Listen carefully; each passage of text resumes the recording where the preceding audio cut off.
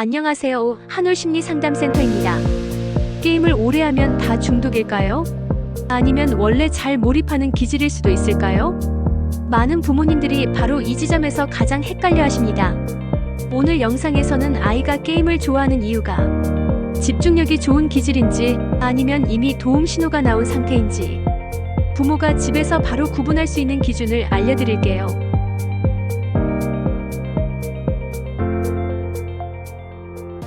부모 입장에서 가장 헷갈리는 것 중 하나가 바로 이 질문입니다.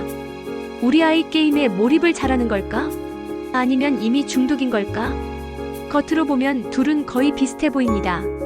게임 이야기만 하고 그만하라고 하면 짜증을 내고 시간이 가는 줄도 모릅니다. 하지만 몰입형 기질과 게임 중독은 출발점도 아이의 상태도 분명히 다릅니다. 가장 중요한 차이는 게임이 아이의 삶을 확장시키고 있는지 아니면 잠식하고 있는지입니다. 몰입형 기질을 가진 아이에게 게임은 에너지를 쓰는 대상이지만 중독 상태의 아이에게 게임은 감정을 버티기 위한 도피처가 됩니다. 먼저 몰입형 기질의 아이를 살펴보면 이 아이들은 게임뿐 아니라 다른 활동에서도 비슷한 모습을 보입니다. 레고를 하면 몇 시간이고 집중하고 그림이나 만들기, 좋아하는 주제의 책에도 깊이 빠져듭니다.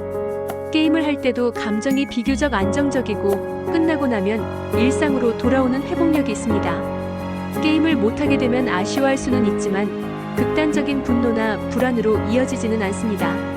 이 아이들에게 게임은 잘 몰입하는 기질이 향한 하나의 대상일 뿐입니다.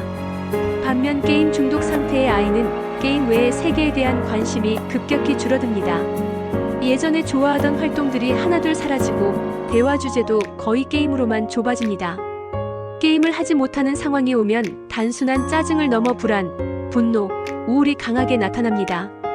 특히 지금 못하면 안 된다는 강박적인 반응이 자주 보입니다. 게임이 즐거워서 하는 것이 아니라 안 하면 견디기 힘들어서 하는 상태에 가까워집니다. 부모가 구분할 때 가장 먼저 봐야 할 신호는 게임 이후 아이의 상태입니다. 몰입형 기질의 아이는 게임 후에도 감정이 비교적 안정적이고 피곤해도 스스로 멈출 수 있는 순간이 옵니다. 반대로 중독에 가까운 아이는 게임 후 오히려 더 예민해지고 현실로 돌아오는 것을 힘들어합니다. 게임이 끝난 뒤에 아이가 더 날카로워진다면 이는 분명한 경고 신호입니다. 두 번째 기준은 게임이 삶의 기능을 얼마나 무너뜨리고 있는가입니다. 수면 리듬이 깨지고 식사나 위생 관리가 흐트러지며 학교 생활이나 관계에서 문제가 반복된다면 이는 단순한 취미 수준을 넘어서고 있다는 뜻입니다. 몰입형 기질의 아이는 게임을 좋아해도 기본적인 생활 리듬은 비교적 유지됩니다. 중독 상태의 아이는 게임을 중심으로 하루가 재편성됩니다. 세 번째는 부모의 개입에 대한 반응입니다. 몰입형 기질의 아이는 불만은 있어도 설명과 합의가 어느 정도 가능합니다. 규칙을 만들고 조정하는 과정에서 시간이 걸릴 뿐 완전히 붕괴되지는 않습니다. 하지만 중독 상태의 아이는 제한 자체를 위협으로 느끼고 거짓말이나 몰래 하는 행동이 잦아집니다. 부모와의 관계도 점점 갈등 중심으로 바뀝니다. 여기서 부모들이 가장 조심해야 할 오해가 하나 있습니다. 이렇게 화를 내는 걸 보니 중독이다라고 단정하는 것입니다. 사실 많은 아이들은 게임을 빼앗겼을 때 화를 냅니다. 중요한 건 화의 크기가 아니라 그 화가 얼마나 오래가고 일상 회복이 가능한지입니다.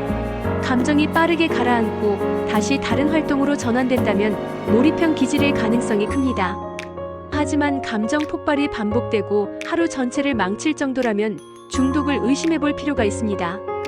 또 하나의 핵심 포인트는 게임이 아이에게 어떤 역할을 하고 있는지입니다.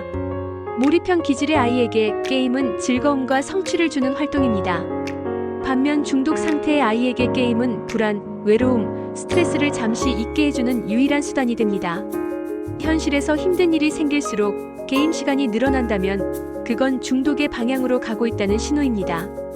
부모가 해야 할 가장 중요한 일은 무작정 게임 시간을 줄이는 것이 아닙니다. 아이가 게임에 기대고 있는 이유를 먼저 이해하는 것입니다.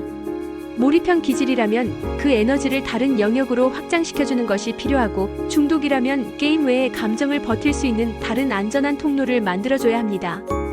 게임을 오래 한다는 사실 하나만으로 중독을 판단할 수는 없습니다.